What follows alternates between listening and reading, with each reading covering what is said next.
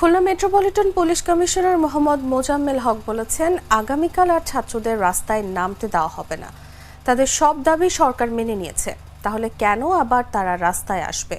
এরপর রাস্তায় এলে তাদের বিরুদ্ধে আইনগত ব্যবস্থা নেওয়া হবে। পুলিশ কঠোর অবস্থানে থাকবে।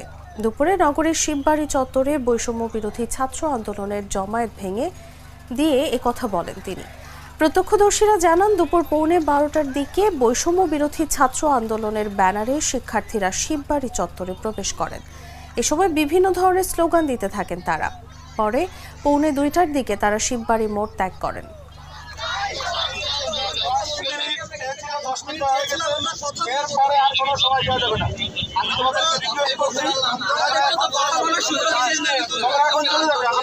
সুযোগ